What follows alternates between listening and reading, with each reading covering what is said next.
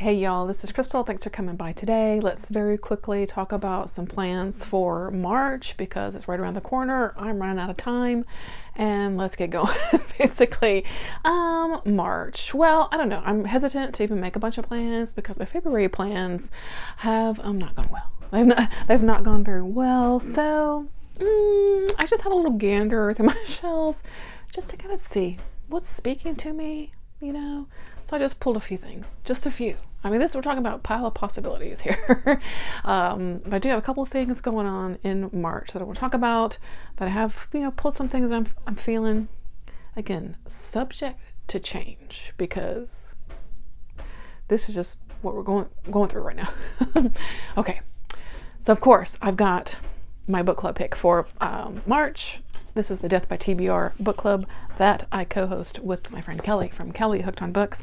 Just a reminder for our March pick is The Rubber Bride by Margaret Atwood. I'm so excited to get to this finally. This is a slightly chunky one, but I am really excited to finally get to another Margaret Atwood book. I'm a big Atwood fan.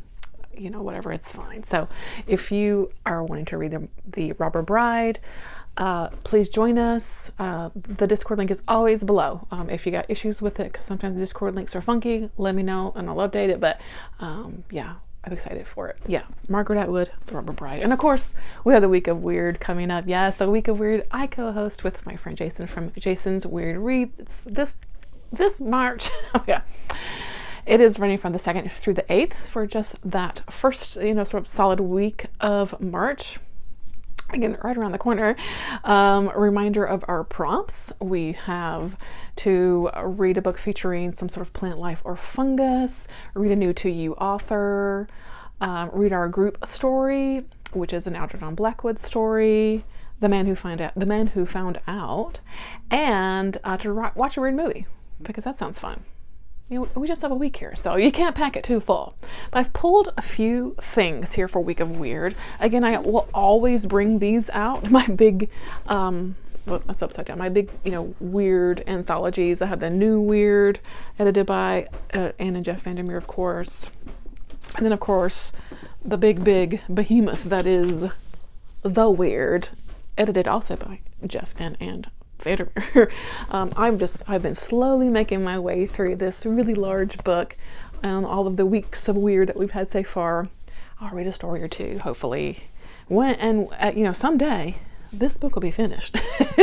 It might be 10 years from now, but Lord have mercy, it's gonna be finished. Okay, so I got those. Of course, I'm gonna read, something from. I haven't picked a story or anything.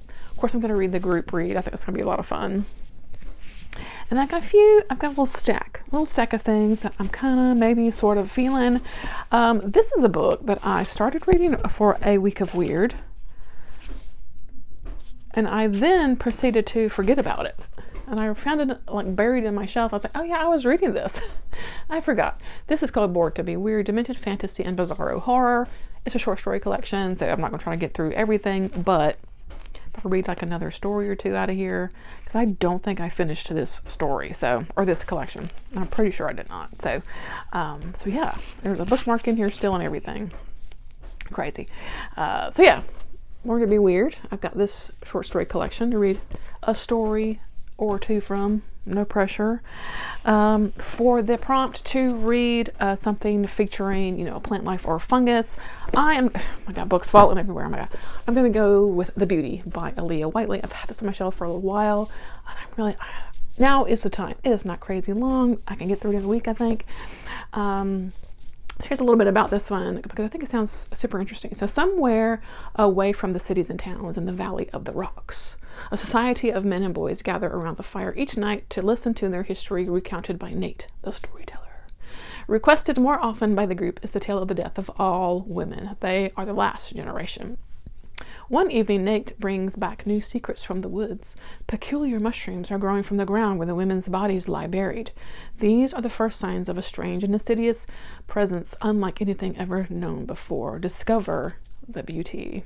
We got some fungus going on. We got some funky fungus. Yeah, sounds pretty great to me. So So I've got that. For a new to me author, I have this little novella, so Wild Spaces by Elsie Coney. I know some folks have read this for, I think, a previous week of Weird, and it's like, I don't know, it's like just over 100 pages. I see tentacles. That's all I need to know. You know, I think it's a kind of a coming of age sort of story, which I do enjoy as well. So, yeah, I'm going to try to dig into this one too. And then I don't know if I will finish this during the week of Weird, but I'm going to maybe try to start it because I also have neglected my 6 classics that I want to read for the year. And I'm going to at least start The King in Yellow by Robert Chambers. This fits week of Weird. It fits my classics, you know, TBR that I had going on for the year. And yeah, I'm super excited to read this. Can't wait to finally just start it at least that week. It might take me the rest of the month to read it, but to finish it, but yeah, so I'm excited. So The King in Yellow, a series of vaguely connected short stories having as a background a monstrous and suppressed book whose perusal brings fright, madness, and spectral tragedy. Really achieves notable heights of cosmic fear. Quote by H.P. Lovecraft. So yeah, I think this book is fairly old. Let me see. Yeah, copyright 1895. So very excited to cross fingers. We'll get to that. Okay, so that's kind of my week of Weird plans. The rest of these books are some books that while looking at my shelf, I was like, you know what? Yeah, that one seems like a win. Including We by Yevgeny Zamyatin. I definitely have wanted to read this for a little while. Now seems like an interesting time to read this. I don't know. It just seems like an interesting time to read this. It was first published in the 20s, I think. Yeah, 1920. Let's see. Yeah, 1921, and it was quickly banned in the Soviet Union. So, Yevgeny, being a Russian author, quickly banned, and then he like smuggled it out of the country just so that it would get published outside and stuff like that. I don't know. Led to his exile from the Soviet Union and everything. I know this is a sort of dystopian story. It just seems kind of relevant. Like to read books about, you know, authors that are kind of, you know, I don't want to say fight the power, but you know what I'm saying. Banned books and things like that we have going on here. And so, yes, I was feeling like maybe I want to read this now. So we'll see. So I've got that one. Kind of same for this one. I've had this one on my shelf for a little while. I think it's a perfect time to read this. This is Being Human. This is an independent memoir of a disability rights activist by Judith Heumann with Kristen Joyner. Judith Heumann was well known here in the United States as a disability rights activist in the sort of early days of disability activism, 1970s and 80s, and had, I mean, a very, very strong hand in the creation of 504 here, which is Section 504, which led to the Americans with Disabilities Act. She was a badass. And so, yeah, I feel like now definitely is the time to read this, as our current administration is wanting to get rid of and dismantle and, you know, whatever else they can do to 504, again, disability rights, which affect, I believe it or not, people like me.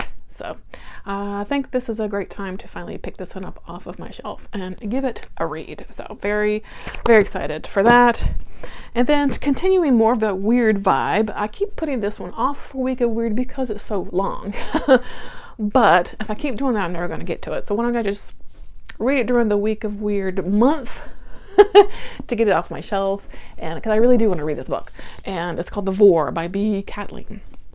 And it just sounds really weird. And so outside the colonial town of Essenwald lies the Vor, a vast, perhaps endless forest, sentient and magical, a place of demons and angels, of warriors and priests. The Vor bends time and wipes memory. Legend holds that the Garden of Eden still exists at its heart. Now a renegade foreign soldier intends to be the first human to traverse this expanse. Armed with only a bow, he begins his journey, but some fear the consequences of his mission. So a native marksman is chosen to stop him. Around these adversaries swirls a remarkable cast of characters, including a tragically curious young girl, a cyclops raised by robots, as well as such historical figures as proto-surrealist Raymond Rousseau and pioneering pioneering photographer Edward Muybridge, how you say that? Fact and fiction blend, the hunter will become the hunted and everyone's fate will hang in the balance in the Lord. Yeah, it sounds amazing. And I think, you know, maybe we could deal with a little bit of whimsy thrown into our reality. And look at this gorgeous like opening page. Yes, will also fit into the prompt of Week of Weird for, you know, story featuring, you know, plant life and things too. But it's gonna take me a little while to read it. But yeah, so these were vibes I was feeling this month. I don't know, it's kind of weird in general, but yeah, so yeah, we'll see what I get to. Like I said, February's been just pretty bad as far as reading, but I have turned the corner and I've actually picked up a book again. So let's hope, you know, we kind of keep it on track in March and we just actually feel like reading, you know. Alrighty guys, that's gonna do it for me today. Let me know what you're gonna be reading in March. Are you gonna join us for a Week of Weird? I really hope you do. That again, that Discord will also be linked below to join us there. I'll link my announcement video below in case you missed that. Anything else? What am I missing? Anything? I don't think so. Yeah, thanks for watching. I hope that you're doing well, hanging in there, and I'll catch you next one. All right, bye bye.